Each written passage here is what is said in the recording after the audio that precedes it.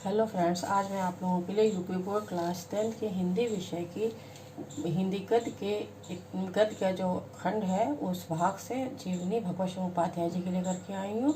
और फ्रेंड्स, मैं आपको इनके जीवन परिचय और इनकी जितनी भी रचनाएं उनके बारे में आपको मैं बताऊंगी।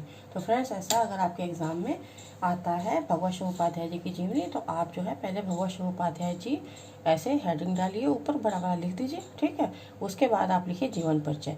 जीवन परिचय आपकी हेडिंग हो जाएगी। इसके बाद आप लिखना शुरू करिए।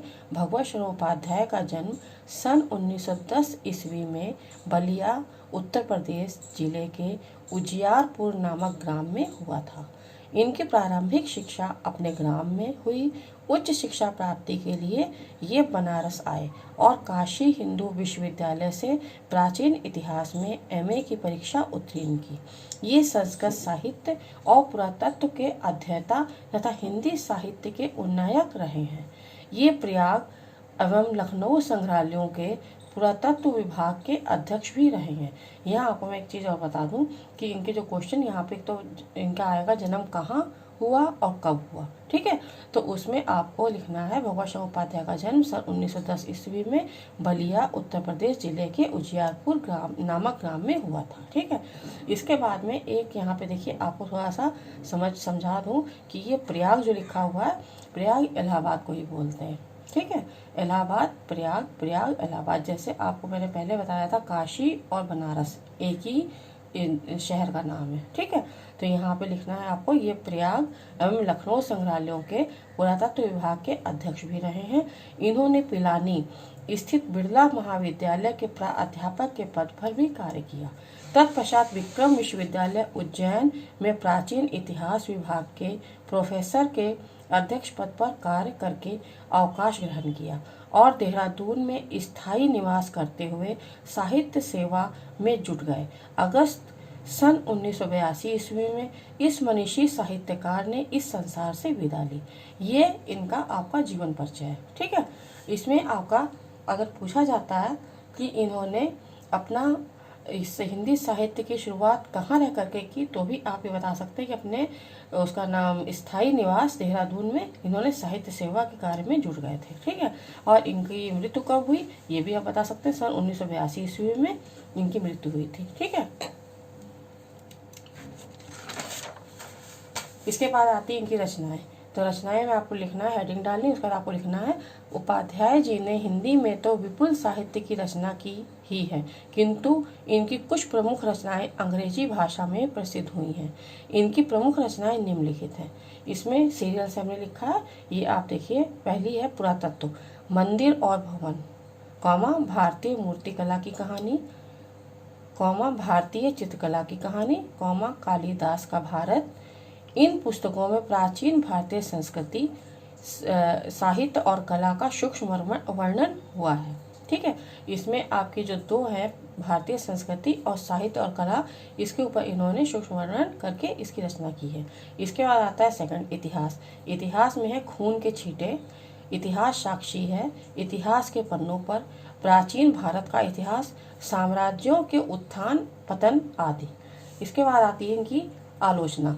आलोचना में इन्होंने लिखा है विश्व साहित्य की रूपरेखा, कौमा साहित्य और कला, कालिदास आदि। इनके 3 ग्रंथ हुए हैं आलोचना में। इसके बाद आते हैं यात्रा वृतांत। यात्रा वृतांत में इन्होंने लिखा है कलकत्ता से पीकिंग, कौमा सागर की लहरों पर, मैंने देखा लाल चीन आदि उपाध्याय जी की यात्रा वृतांत रचनाएं हैं, ठीक है। इसके बाद आता है संस्मरण और रेखाचित्र। संस्मरण और रेखाचित्र में इन्होंने 2 लिखा है, पहला है मैंने देखा और सेकंड है ठूठा आम। इसके बाद आते हैं 6 इनकी अंग्रेजी ग्रंथ। अंग्रेजी ग्रंथ जो लिखा है वो लिखा है Kalidas in India in Kalidas, second है इनका वीमेन इन ऋग्वेद तथा एशियंट इंडिया। इन्होंने 3 लिखे हैं अंग्रेजी में ग्रंथ। इसके बाद आता है इनका साहित्य में स्थान। साहित्य में स्थान जो आएगा वो है भगवत शरण उपाध्याय जी पुरातत्व और संस्कृति के महान विद्वान थे। वे हिंदी के पुरातत्वविद, भारतीय संस्कृति के अध्येता, रेखा चित्रकार और महान शैलीकार थे। विदेशों में दिए गए उनके व्याख्यान हिंदी साहित्य की अमूल्य धरोहर है। इन्होंने 100 से भी अधिक पुस्तकें लिखकर हिंदी साहित्य में अपना विशिष्ट स्थान बनाया है। ये इनकी जीवनी है। इसमें आपको रचनाएं, इनका जीवन परिचय और इन्होंने कौन से ग्रंथ लिखे उनके बारे में बताया गया। अब आपको मैं इधर तरफ इनके क्वेश्चन के बारे में बता देती हूँ जो इनके क्वेश्चन आ सकते हैं आपके एग्जाम में। तो इसमें अगर आपसे इनसे पूछा जाए, आपके वेरी शॉर्ट क्वेश्चन जो 1 नंबर या 2 नंबर के आते हैं, उसमें कभी कभी इनकी या तो रचनाओं के नाम दे दिए जाते हैं या आपसे ये पूछा जाए यात्रा वृत्तांत, किसी एक यात्रा वृत्तांत का नाम लिखिए। तो आप इसमें लिख सकते हैं कलकत्ता से पीकिंग, सागर की लहरों पर, मैंने देखा लाल चीन।